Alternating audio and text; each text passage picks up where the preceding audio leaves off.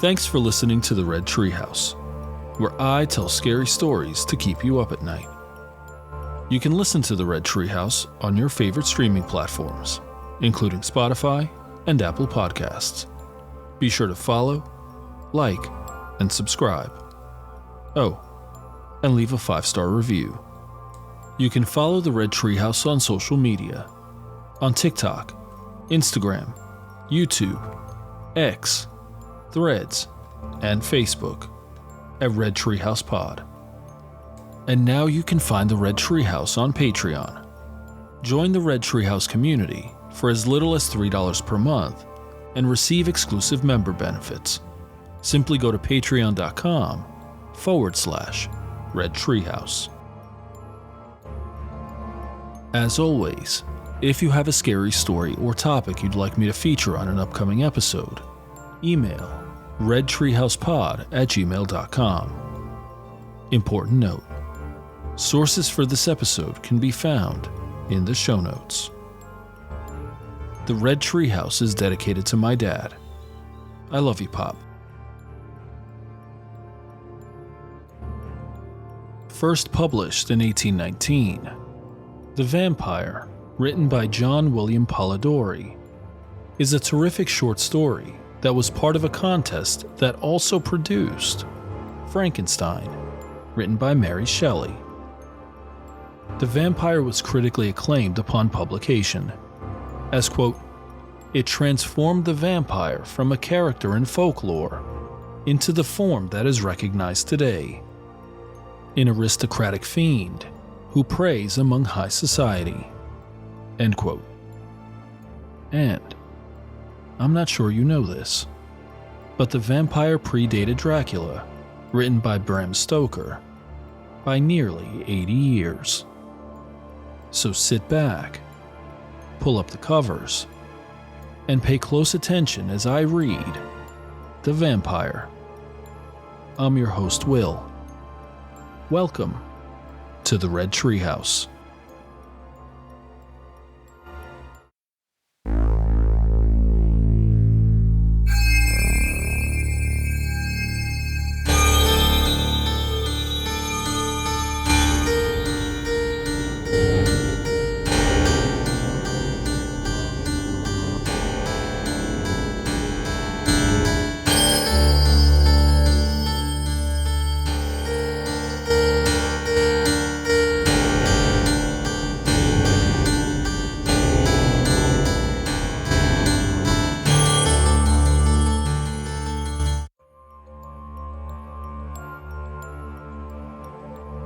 It happened in the midst of the dissipations attendant upon a London winter that there appeared at the various parties of the leaders of the ton a nobleman, more remarkable for his singularities than for his rank. He apparently gazed upon the mirth around him, as if he could not participate therein. It seemed as if the light laughter of the fair only attracted his attention, that he might by a look quell it, and throw fear into those breasts where thoughtlessness reigned. Those who felt this sensation of awe could not explain whence it arose. Some attributed it to the glance of that dead gray eye, which, fixing upon the object's face, seemed not to penetrate, and at one look to pierce through to the inward workings of the heart, but to throw upon the cheek a leaden ray that weighed upon the skin it could not pass. Some, however, thought that it was caused by their fearing the observation of one, who by his colorless cheek, which never gained a warmer tint from the blush of conscious shame or from any powerful emotion, appeared to be above human feelings and sympathies, the fashionable names for frailties and sins. His peculiarities caused him to be invited to every house. All wished to see him, and those who had been accustomed to violent excitement and now felt the weight of ennui were pleased at having something in their presence capable of engaging their attention. Nay, more in spite of the deadly hue of his finely turned head, many of the female hunters, after notoriety, attempted to win his attentions and gain at least some marks of what they might term affection. Lady Mercer, who had been the mockery of every monster shown in dressing rooms since her marriage, threw herself in his way and did all but put on the dress of a mountebank to attract his notice. But in vain. Even her unappalled impudence was baffled, and she left the field. Yet though the common adulteress could not influence even the guidance of his eyes, it was not that the sex was indifferent to him, but such was the caution with which he spoke to the virtuous wife and innocent daughter, that few knew he ever addressed himself to females. He had, however, the reputation of a winning tongue. And whether it was that this even overcame the dread of his singular character, or that they were moved by his apparent hatred of vice, he was as often among those females who adorn the sex by their domestic virtues as among those who sully it by their vices. About the same time, there came to London a young gentleman of the name of Aubrey. He was an orphan, left with an only sister in the possession of great wealth, by parents who died whilst he was yet in childhood. Left also to himself by guardians who thought it their duty merely to take care of his fortune, while they relinquished the more important charge of his mind to the care of mercenary and negligent subalterns. He cultivated more his imagination than his judgment. He had hence that high romantic feeling of honor and candor, which daily ruins so many milliners' apprentices. He believed all to sympathize with virtue, and thought that vice was thrown in by Providence as by authors in romances merely for the picturesque effect of the scene. He thought that the misery of a cottage merely consisted in the vesting of clothes, which were as warm, perhaps warmer, than the thin naked draperies of a drawing room, but which were more pleasing to the painter's eye by their irregular folds and various colored patches. He thought, in fine, that the dreams of poets were the realities of life. He was handsome, frank, and rich. For these reasons, upon his entering into the gay circles, many mothers surrounded him, striving which should describe with least truth their languishing or romping favorites. Many daughters at the same time, by their brightening countenances when he approached, and by their sparkling eyes when he opened his lips, soon led him into false notions of his talents and his merit. Attached as he was to the romance of his solitary hours, he was startled at finding that except in the tallow and wax candles flickering not from the presence of a ghost, but from a draught of air breaking through his golden leather doors and felted floors, there was no foundation in real life for any of that congeries of pleasing horrors and descriptions contained in the volumes which had formed the occupation of his midnight vigils. Finding, however, some compensation in his gratified vanity, he was about to relinquish his dreams, when the extraordinary being we have above described crossed him in his career. He watched him.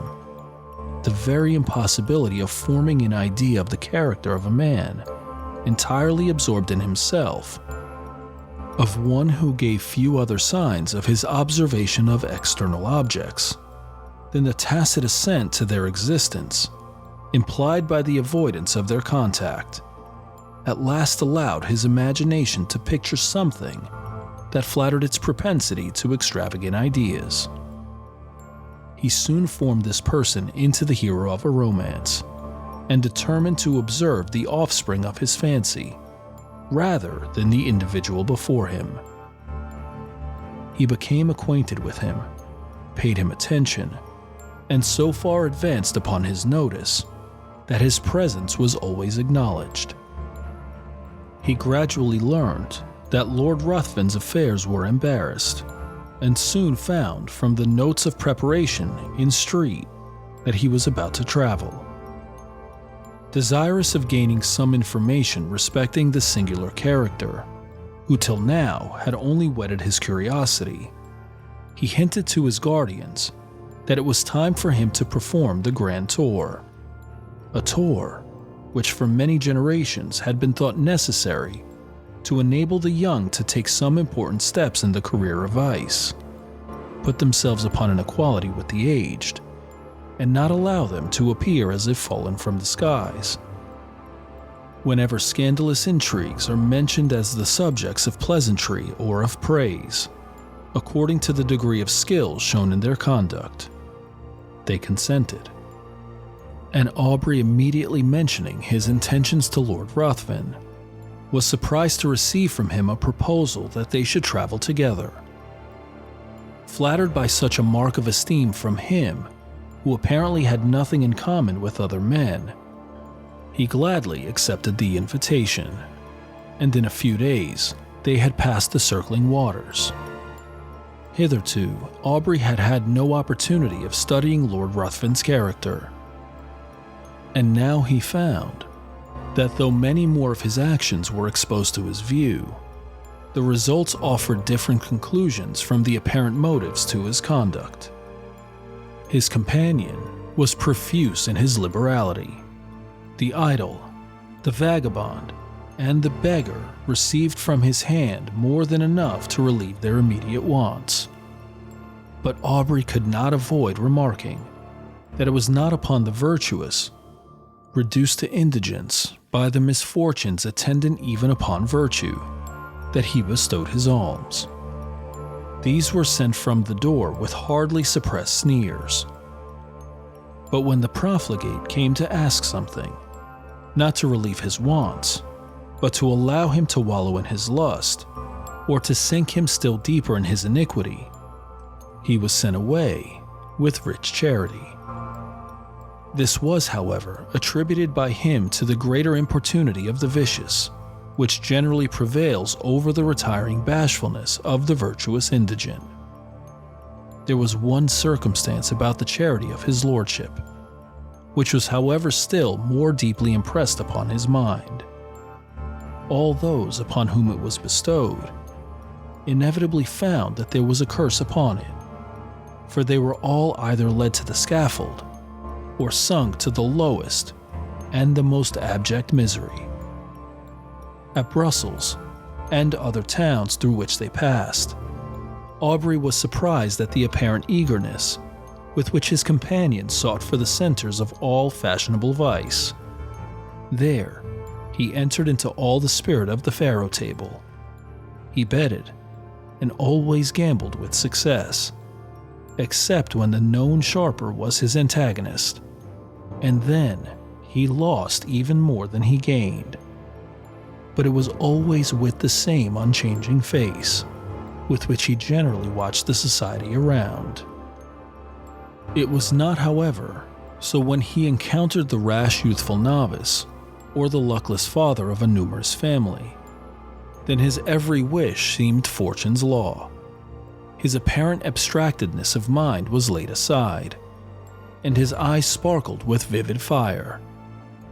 In every town, he left the formerly affluent youth, torn from the circle he adorned, cursing, in the solitude of a dungeon, the fate that had drawn him within the reach of this fiend, whilst many a father sat frantic, amidst the speaking looks of mute, hungry children, without a single florin of his late immense wealth, wherein to buy even sufficient to satisfy their present craving. Yet he took no money from the gambling table, but immediately lost, to the ruiner of many, the last guilder which he had just snatched from the compulsive grasp of the innocent. This might but be the result of a certain degree of knowledge, which was not, however, capable of combating the cunning of the more experienced. Aubrey often wished to represent this to his friend, and beg him to resign that charity and pleasure which proved the ruin of all, and did not tend to own profit.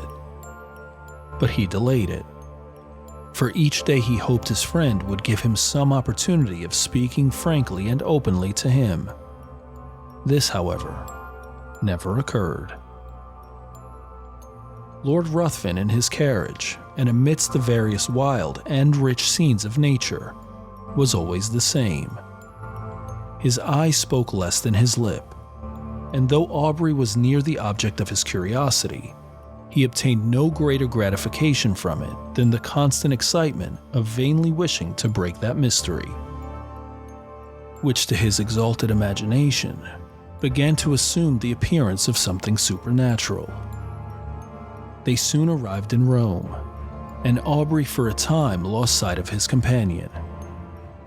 He left him in daily attendance upon the morning circle of an Italian countess, whilst he went in search of the memorials of another almost deserted city. Whilst he was thus engaged, letters arrived from England, which he opened with eager impatience. The first was from his sister, breathing nothing but affection. The others were from his guardians. Those astonished him. If it had before entered into his imagination that there was an evil power resident in his companion, these seemed to give him almost sufficient reason for the belief, for the possession of irresistible powers of seduction rendered his licentious habits too dangerous to society. It had been discovered that his contempt for the adulteress had not originated in hatred of her character, but that he had required, to enhance his gratification, that his victim, the partner of his guilt, should be hurled from the pinnacle of unsullied virtue down to the lowest abyss of infamy and degradation. In fine, that all those females whom he had sought, apparently on account of their virtue, had since his departure thrown even the mask aside, and had not scrupled to expose the whole deformity of their vices to the public view.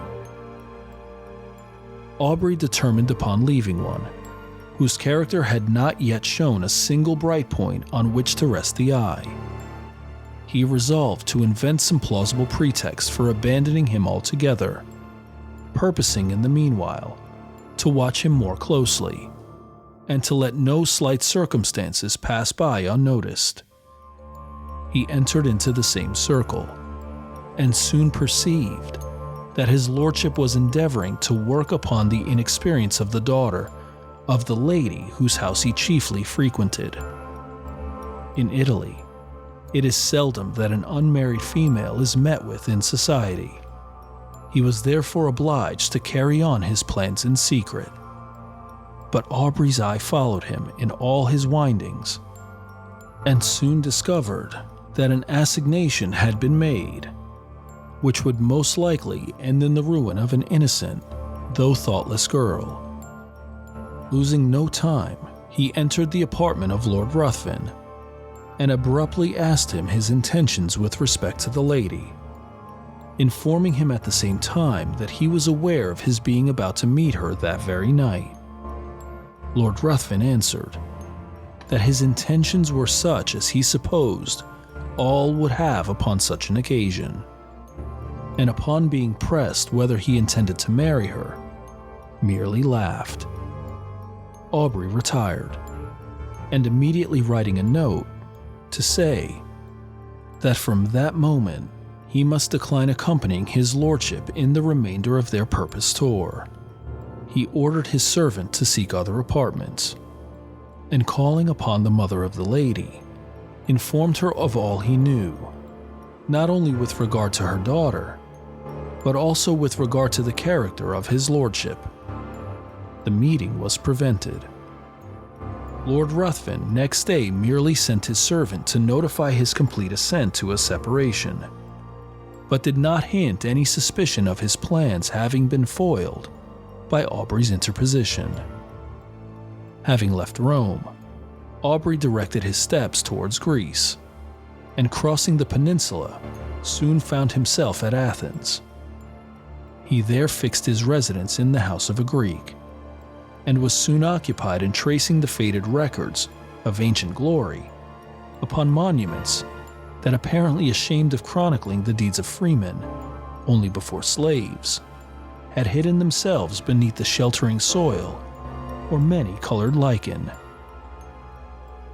Under the same roof as himself existed a being so beautiful and delicate that she might have formed a model for a painter wishing to portray on canvas the promised hope of the faithful in Muhammad's paradise, save that her eyes spoke too much mind for anyone to think she could belong to those beings who had no souls.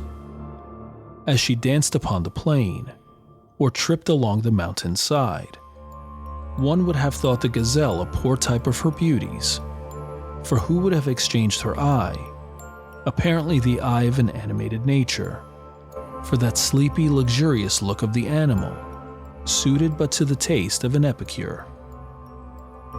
The light step of Ianthe often accompanied Aubrey in his search after antiquities, and often would the unconscious girl, engaged in the pursuit of a cashmere butterfly, show the whole beauty of her form, floating as it were upon the wind, to the eager gaze of him who forgot, in the contemplation of her sylph-like figure, the letters he had just deciphered upon an almost effaced tablet.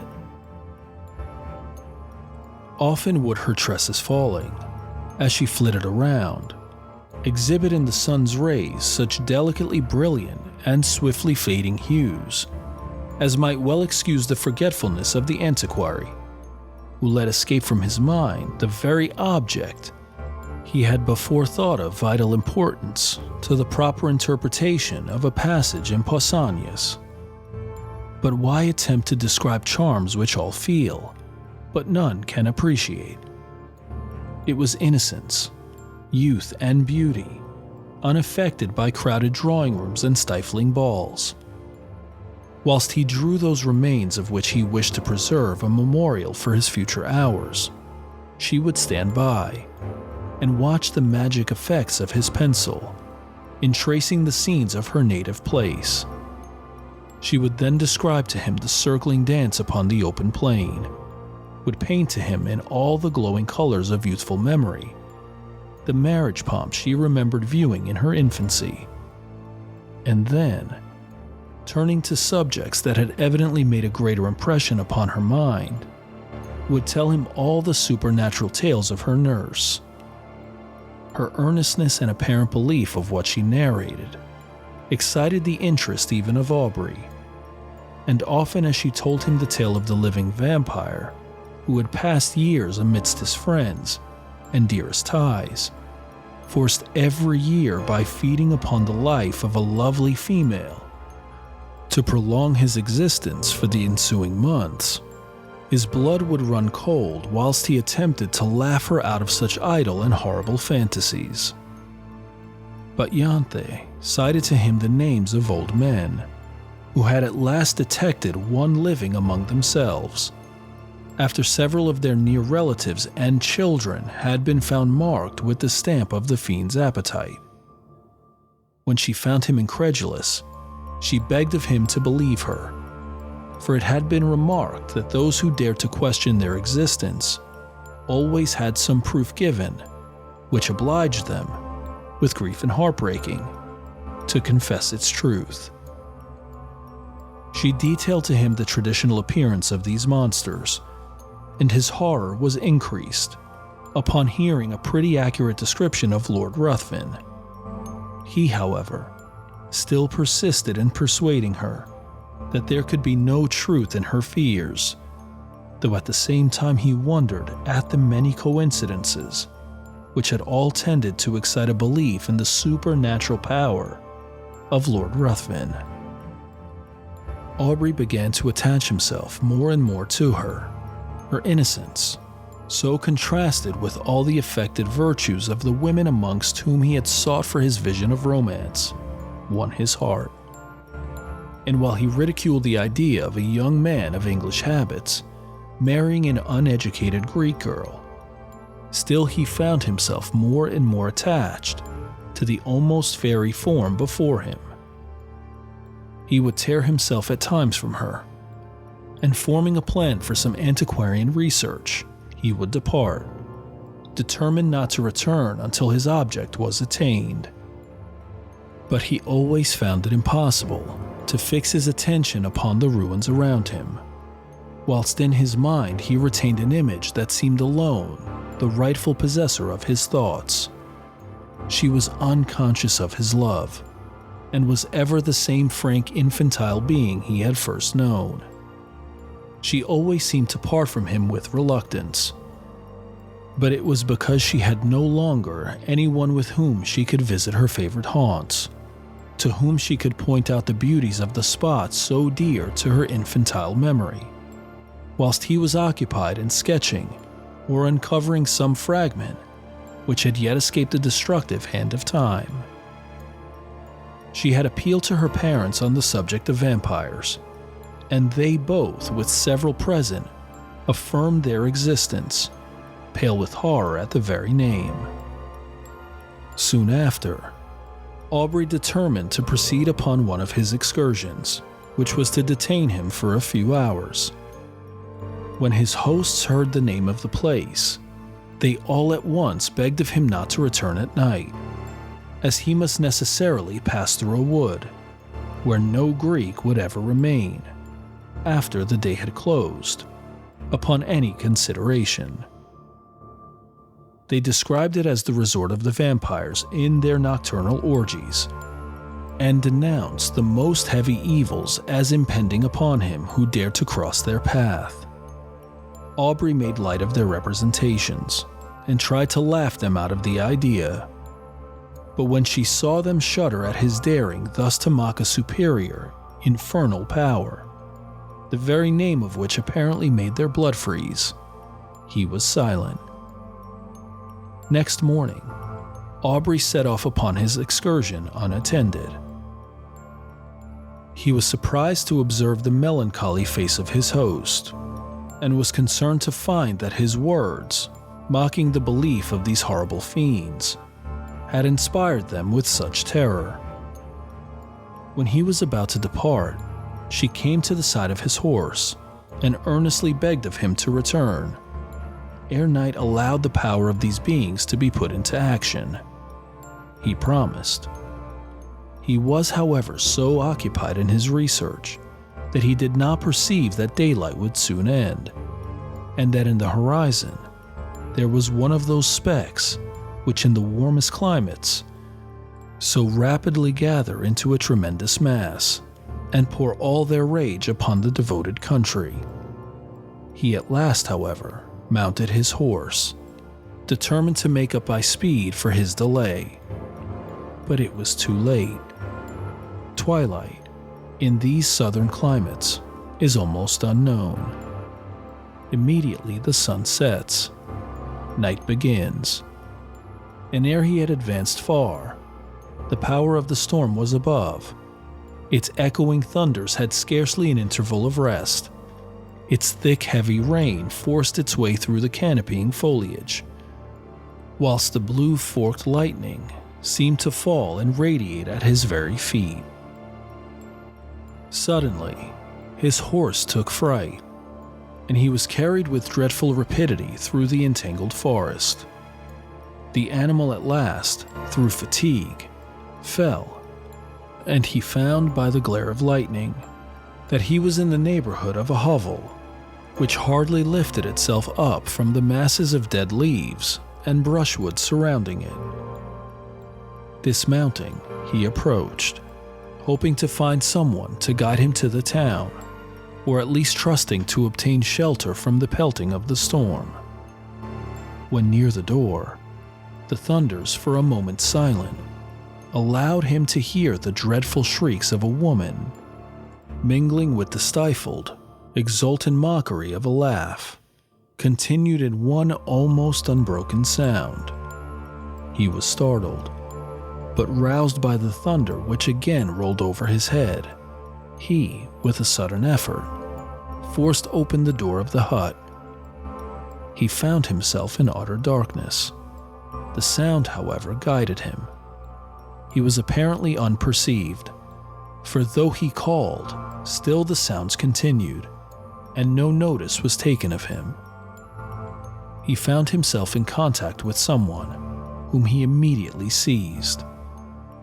When a voice cried, again baffled, to which a loud laugh succeeded, and he felt himself grappled by one whose strength seemed superhuman.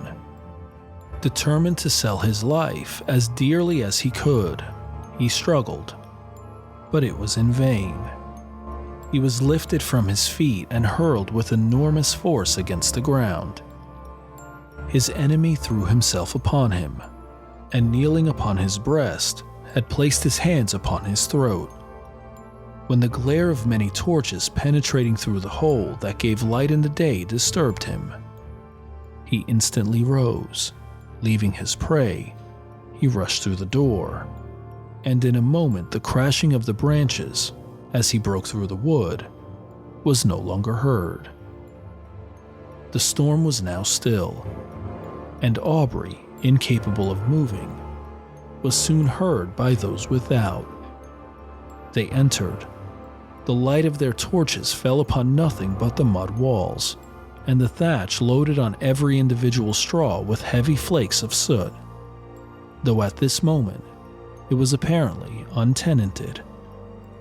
There was one spot slippery with blood, but it was hardly visible on the black floor.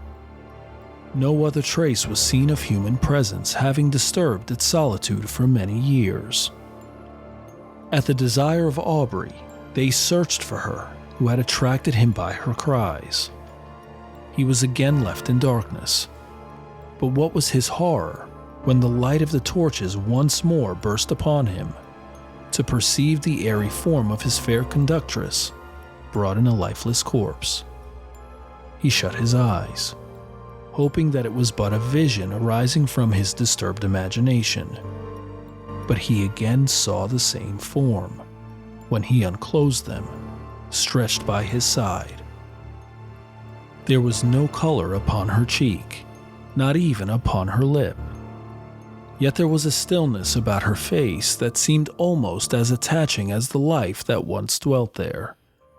Upon her neck and breast was blood, and upon her throat were the marks of teeth having opened the vein of the neck. To this the men pointed, crying, simultaneously struck with horror, "A vampire! A vampire!" A litter was quickly formed, and Aubrey was laid by the side of her who had lately been to him the object of so many bright and fairy visions, now fallen with the flower of life that had died within her. He knew not what his thoughts were. His mind was benumbed and seemed to shun reflection and take refuge in vacancy.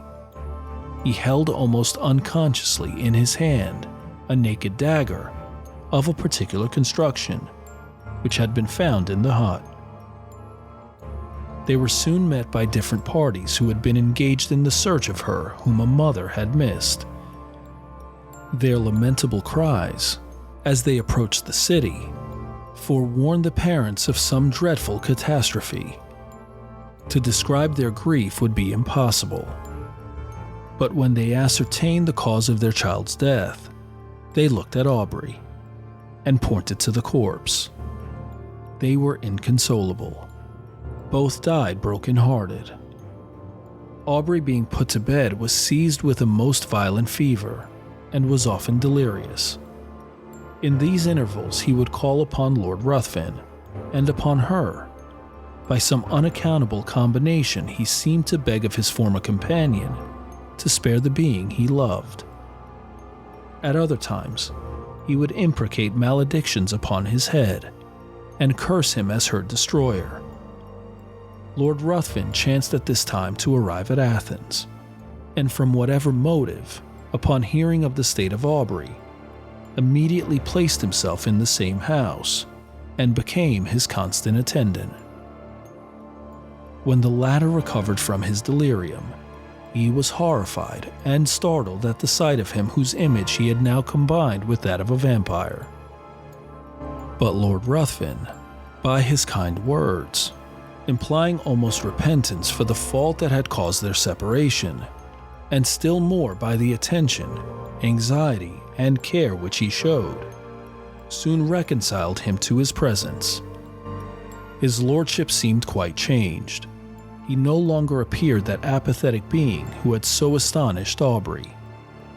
But as soon as his convalescence began to be rapid, he again gradually retired into the same state of mind, and Aubrey perceived no difference from the former man, except that at times he was surprised to meet his gaze fixed intently upon him, with a smile of malicious exultation playing upon his lips. He knew not why, but this smile haunted him. During the last stage of the invalid's recovery, Lord Ruthven was apparently engaged in watching the tideless waves raised by the cooling breeze, or in marking the progress of those orbs, circling, like our world, the moveless sun. Indeed, he appeared to wish to avoid the eyes of all. Aubrey's mind, by this shock, was much weakened, and that elasticity of spirit which had once so distinguished him now seemed to have fled forever.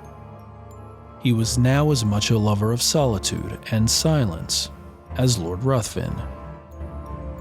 But much as he wished for solitude, his mind could not find it in the neighborhood of Athens. If he sought it amidst the ruins he had formerly frequented, Ianthe's form stood by his side. If he sought it in the woods, her light step would sound wandering amidst the underworld, in a quest of the modest violet. And often she would, suddenly turning round, show to his wild imagination her pale face and wounded throat, while a meek smile played upon her lips. He determined to fly scenes, every feature of which created such bitter associations in his mind. He proposed to Lord Ruthven, to whom he held himself bound by the tender care he had taken of him during his illness, that they should visit those parts of Greece neither had yet seen. They traveled in every direction, and sought every spot to which a recollection could be attached. But though they thus hastened from place to place, yet they seemed not to heed what they gazed upon. They heard much of robbers, but they gradually began to slight these reports, which they imagined were only the invention of individuals, whose interest it was to excite the generosity of those whom they defended from pretended dangers. In consequence of thus neglecting the advice of the inhabitants, they traveled on one occasion with only a few guards, more to serve as guides than as defense. Upon entering, however, a narrow defile, at the bottom of which was the bed of a torrent, with large masses of rocks brought down from the neighboring precipices, they had reason to repent their negligence. For scarcely were the whole of the party engaged in the narrow pass, when they were startled by the echoed report of several guns, and by the whistling of bullets close to their heads. In an instant, their guards had left them, and placing themselves behind rocks, had begun to fire in the direction whence the report came. Lord Ruthven and Aubrey, imitating their example, retired for a moment behind the sheltering turn of the defile, but ashamed of being thus detained by a foe, who with insulting shouts bade them advance, and being exposed to unresisting slaughter, if any of the robbers should climb above and take them in the rear, they determined at once to rush forward in search of the enemy. Hardly had they lost the shelter of the rock, when Lord Ruthven received a shot in the shoulder, which brought him to the ground.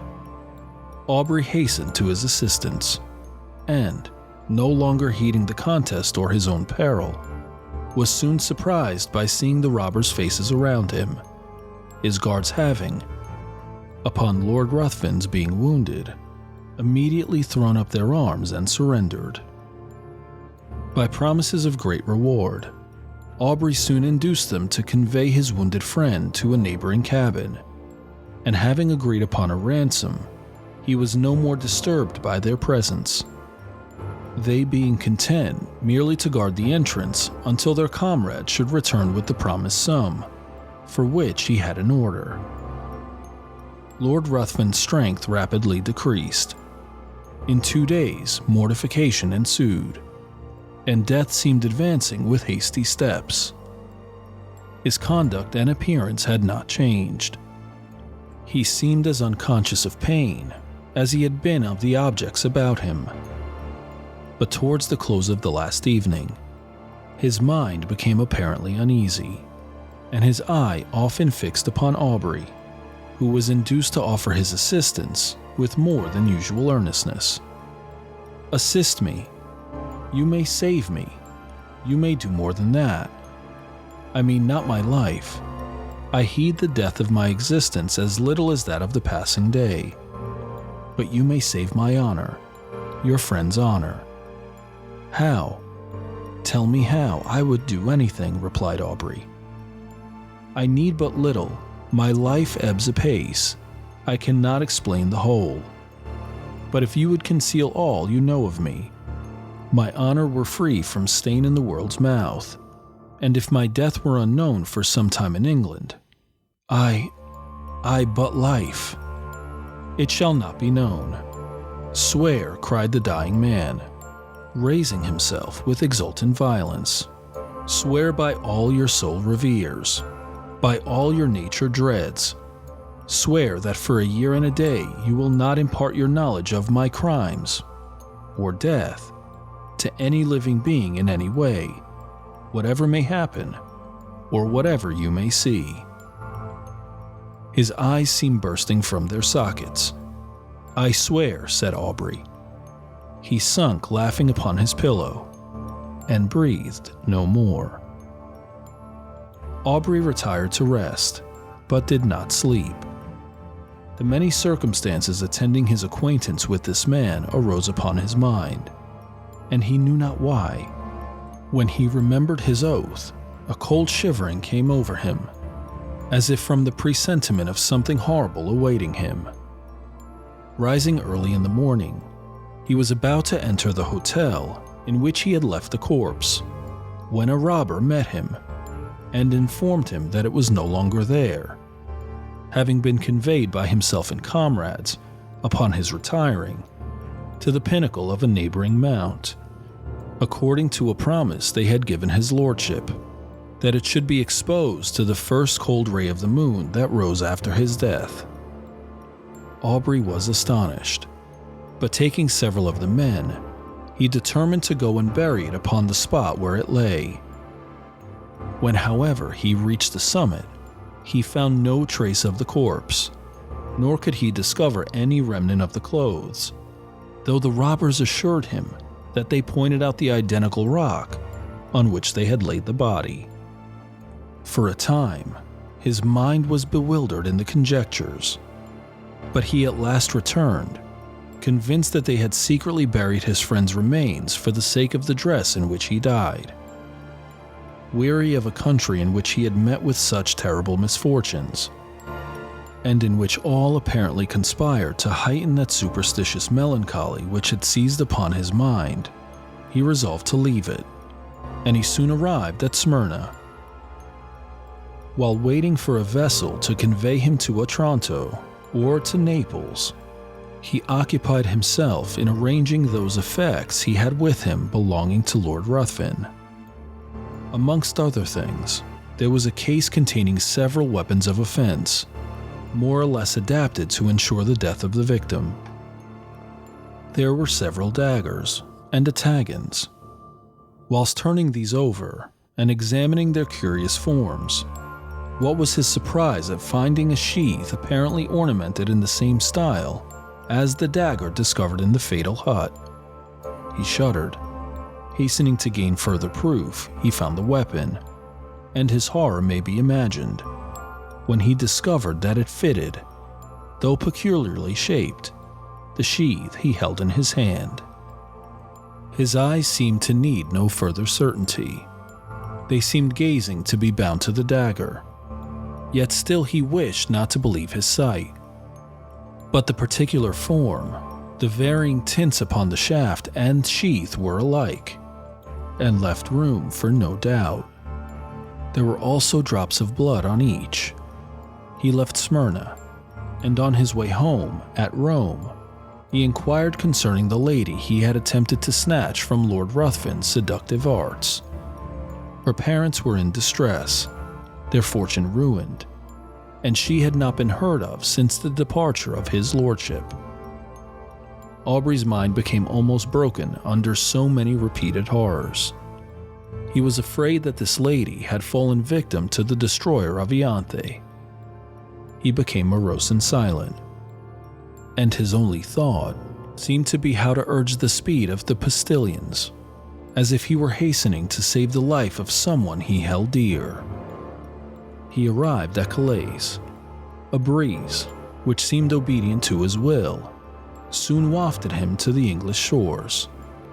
He hastened to the mansion of his father, and there, for a moment, he appeared to lose, in the embraces and caresses of his sister, all memories of the past. If she before, by her infantine caresses, had gained his affection, now that the woman began to appear, she was still more attaching as a companion. Miss Aubrey had not that winning grace which gains the gaze and applause of the drawing-room assemblies. There was none of that ephemeral brilliancy which can only exist in the heated atmosphere of a crowded apartment. Her blue eye was never lit up by the levity of the mind beneath. There was a melancholy charm about it which did not seem to arise from misfortune, but from some feeling within, that appeared to indicate a soul conscious of a brighter realm. Her step was not that light footing, which strays where a butterfly or a color may attract. It was sedate and pensive. When alone, her face was never brightened by the smile of joy. But when her brother breathed to her his affection, and would in her presence forget those griefs she knew destroyed his rest, who could have exchanged her smile for that of the voluptuary? It seemed as if those eyes, that face, were then playing in the light of their own native sphere. She was yet only 18, and had not yet been presented to the world, her guardians having thought proper to delay her presentation at court until her brother's return from the continent, when he might be her protector. It was now, therefore, resolved that the next drawing-room, which was fast approaching, should be the epoch of her entry into the busy scene. Aubrey would rather have remained in the mansion of his fathers, to feed upon the melancholy which overpowered him. He could not feel interest about the frivolities of fashionable strangers, when his mind had been so torn by the events he had witnessed. But he determined to sacrifice his own comfort to the protection of his sister. They therefore soon arrived in town, and prepared for the day, which had been announced as the one on which a drawing-room was to be held. The crowd was excessive. A drawing-room had not been held for a long time, and all who were anxious to bask in the smile of royalty hastened thither. Aubrey was there with his sister, while he was standing in a corner by himself, heedless of all around him, engaged in the recollection that the first time he had seen Lord Ruthven was in this very place. He felt himself suddenly seized by the arm, and a voice he recognized too well sounded in his ear. "Remember your oath." He had hardly courage to turn around, fearful of seeing a specter that would blast him when he perceived at a little distance the same figure which had attracted his notice on this spot upon his first entry into society. He gazed till his limbs almost refusing to bear their weight, he was obliged to take the arm of a friend, and forcing a passage through the crowd, to throw himself into his carriage and be driven home. He paced the room with hurried steps, and fixed his hands upon his head, as if he were afraid his thoughts were bursting from his brain. Lord Ruthven again before him. Circumstances started up in dreadful array. The dagger, his oath. He roused himself. He could not believe it possible. The dead rise again. He thought his imagination had conjured up the image his mind was resting upon. It was impossible that it could be real. He determined, therefore, to go again into society. For though he attempted to ask concerning Lord Ruthven, the name hung on his lips, and he could not succeed in gaining information. He went a few nights after with his sister to the assembly of a near relation. Leaving her under the protection of a matron, he retired into a recess, and there gave himself up to his own devouring thoughts. Perceiving at last that many were retiring, he roused himself, and entering another room, found his sister surrounded by several gentlemen, apparently in earnest conversation.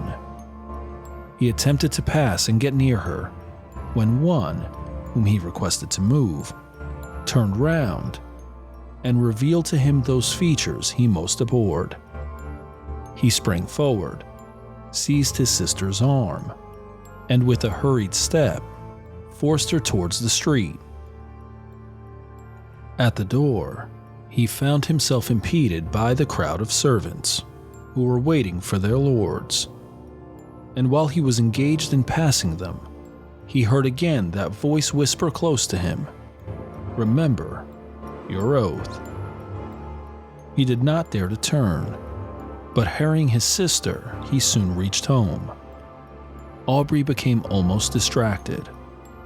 If before his mind had been absorbed by one subject, how much more completely was it engrossed now, that the certainty of the monsters living again pressed upon his thoughts. His sister's attentions were now unheeded, and it was in vain that she entreated him to explain to her what had caused his abrupt conduct. He only uttered a few words, and those terrified her. The more he thought, the more he was bewildered. His oath startled him. Was he then to allow this monster to roam, bearing ruin upon his breath, amidst all he held dear, and not avert its progress? His very sister might have been touched by him. But even if he were to break his oath and disclose his suspicions, who would believe him? He thought of employing his own hand to free the world from such a wretch. But death, he remembered, had been mocked already. For days he remained in this state. Shut up in his room, he saw no one, and ate only when his sister came, who, her eyes streaming with tears, besought him for her sake to support nature. At last, no longer capable of bearing stillness and solitude, he left his house, roamed from street to street, anxious to fly that image which haunted him. His dress became neglected, and he wandered, as often exposed to the noonday sun as to the midnight damps. He was no longer to be recognized. At first he returned with the evening to his home, but at last he laid him down to rest wherever fatigue overtook him. His sister, anxious for his safety, employed people to follow him, but they were soon distanced from him, who fled from a pursuer swifter than any, from thought. His conduct, however, suddenly changed.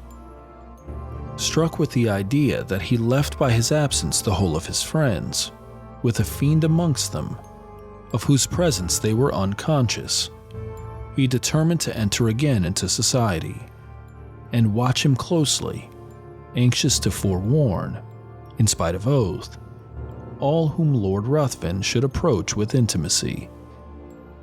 But when he entered into a room, his haggard and suspicious looks were so striking, his inward shuddering so visible, that his sister was at last obliged to beg of him to abstain from seeking, for her sake, a society which affected him so strongly. When, however, remonstrance proved unavailing, the guardians thought proper to interpose, and fearing that his mind was becoming alienated, they thought it high time to resume again that trust which had been before imposed upon them by Aubrey's parents. Desirous of saving him from the injuries and sufferings he had daily encountered in his wanderings, and of preventing him from exposing to the general eye those marks of what they considered folly, they engaged a physician to reside in the house and take constant care of him. He hardly appeared to notice it, so completely was his mind absorbed by one terrible subject. His incoherence became at last so great that he was confined to his chamber. There he would often lie for days, incapable of being roused. He had become emaciated. His eyes had attained a glassy luster. The only sign of affection and recollection remaining displayed itself upon the entry of his sister. Then he would sometimes start, and seizing her hands, with looks that severely afflicted her, he would desire her not to touch him. "Oh, do not touch him if your love is for aught. Do not go near him." When, however, she inquired to whom he referred, his only answer was true, true, and again he sank into a state whence not even she could rouse him. This lasted many months. Gradually, however, as the year was passing, his incoherences became less frequent, and his mind threw off a portion of its gloom, whilst his guardians observed that several times in the day he could count upon his fingers a definite number, and then smile. The time had nearly elapsed, when upon the last day of the year, one of the guardians entering into his room began to converse with his physician upon the melancholy circumstance of Aubrey's being in so awful a situation, when his sister was going next day to be married. Instantly, Aubrey's attention was attracted. He asked anxiously to whom. Glad of this mark of returning intellect, of which they feared he had been deprived, they mentioned the name of the Earl of Marsden. Thinking this was a young earl whom he had met in society, Aubrey seemed pleased, and astonished them still more by expressing his intention to be present at the nuptials, and by desiring to see his sister. They answered not, but in a few minutes his sister was with him. He was apparent again of being affected by the influence of her lovely smile, for he pressed her to his breast and kissed her cheek, wet with tears, flowing at the thought of her brothers being once more alive to the feelings of affection. He began to speak with all his wonted warmth, and to congratulate her upon her marriage with a person so distinguished for rank and every accomplishment. But he suddenly perceived a locket upon her breast. Having opened it, what was his surprise at beholding the features of the monster who had so long influenced his life. He seized the portrait in a paroxysm of rage and trampled it underfoot. Upon her asking him why he thus destroyed the resemblance of her future husband, he looked as if he did not understand her. Then, seizing her hands, and gazing on her with a frantic expression of countenance, he bade her swear that she would never wed this monster, but he could not continue. It seemed as if that voice bade him remember his oath. He turned suddenly round, thinking Lord Ruthven was near him, but he saw no one. In the meantime, the guardians and physicians, who had heard the whole, and thought this was but a return of his disorder, entered, and forcing him from Miss Aubrey, desired her to leave him. He fell upon his knees to them. He implored. He begged of them to delay but for one day. They, attributing this to the insanity they imagined had taken possession of his mind, endeavored to pacify him, and retired. Lord Ruthven had called the morning after the drawing room, and had been refused with everyone else. When he heard of Aubrey's ill health, he readily understood himself to be the cause of it. But when he learned that he was deemed insane, his exultation and pleasure could hardly be concealed from those among whom he had gained this information. He hastened to the house of his former companion, and by constant attendance and the pretense of great affection for her brother and interest in his fate, he gradually won the ear of Miss Aubrey. Who could resist his power? His tongue had dangers and toils to recount, could speak of himself as of an individual having no sympathy with any being on the crowded earth, save with her, to whom he addressed himself, could tell how, since he knew her, his existence had begun to seem worthy of preservation, if it were merely that he might listen to her soothing accents. In fine, he knew so well how to use the serpent's art, of such was the will of fate, that he gained her affections. The title of the elder branch falling at length to him, he obtained an important embassy, which served as an excuse, in spite of her brother's deranged state, for hastening the marriage, which was to take place the very day before his departure for the continent. Aubrey, when he was left by the physician and his guardians, attempted to bribe the servants, but in vain. He asked for pen and paper. It was given him. He wrote a letter to his sister, conjuring her, as she valued her own happiness, her own honor, and the honor of those now in the grave, who once held her in their arms as their hope and the hope of their house, to delay but for a few hours that marriage, on which he denounced the most heavy curses. The servants promised they would deliver it, but giving it to the physician, he thought it better not to harass any more the mind of Miss Aubrey by what he considered the ravings of a maniac. Night passed on without rest to the busy inmates of the house, and Aubrey heard with a horror that may more easily be conceived than described the notes of busy preparation. Morning came, and the sound of carriages broke upon his ear. Aubrey grew almost frantic. The curiosity of the servants at last overcame their vigilance. They gradually stole away, leaving him in the custody of an helpless old woman. He seized the opportunity. With one bound was out of the room, and in a moment found himself in the apartment where all were nearly assembled. Lord Ruthven was the first to perceive him. He immediately approached, and taking his arm by force, hurried him from the room, speechless with rage. When on the staircase, Lord Ruthven whispered in his ear, "Remember your oath, and know, if not my bride today, your sister is dishonored. Women are frail." So saying, he pushed him towards his attendants, who, roused by the old woman, had come in search of him. Aubrey could no longer support himself. His rage, not finding vent, had broken a blood vessel, and he was conveyed to bed. This was not mentioned to his sister, who was not present when he entered, as the physician was afraid of agitating her.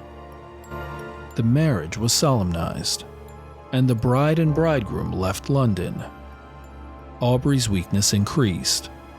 The effusion of blood produced symptoms of the near approach of death. He desired his sister's guardians might be called, and when the midnight hour had struck, he related composedly the substance of what the reader had perused, and died immediately after. The guardians hastened to protect Miss Aubrey, but when they arrived, it was too late. Lord Ruthven had disappeared, and Aubrey's sister had glutted the thirst of a vampire. What did you think of this classic story? Leave a comment or email me at redtreehousepod@gmail.com. As we turn down the lights on this episode, make plans to join me next time as I read The Dead Smile by F. Marion Crawford. I'm your host, Will. Thanks for joining me in the Red Treehouse.